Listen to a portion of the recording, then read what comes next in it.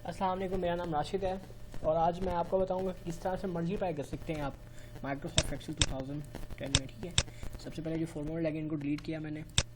जहाँ पे फॉर्मूला करना है वहाँ पे आना है आपने, इज इक्वल टू के साइन से स्टार्ट करना है। जिसको मल्टीप्लाई करना है पहले उसको सिलेक्ट करना है, फिर मल्टीप्लाई का साइन जिसके साथ मल्टीप्लाई करना है उसकी रेंज को सिलेक्ट करके इंटर कर देना है। ठीक है, तो ये यहाँ पे इसको मल्टीप्लाई कर देगा। अब मैंने इसको नीचे कॉपी पेस्ट करना है। ठीक, कॉपी पेस्ट करने के लिए मैं जहाँ पे मैंने पेस्ट करना है वहाँ पे आपके राइट क्लिक करूँगा, पेस्ट स्पेशल में जाऊँगा, यहाँ से फार्मूला सेलेक्ट कर लूँगा ताकि जस्ट फार्मूला ही यहाँ पे पेस्ट हो, फॉर्मेटिंग ना आए।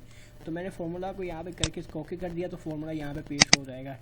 तो ये तरीकाकार है कि आप इस तरह से मल्टीप्लाई कर सकते हैं दो डिजिट्स को माइक्रोसॉफ्ट एक्सेल 2010 में।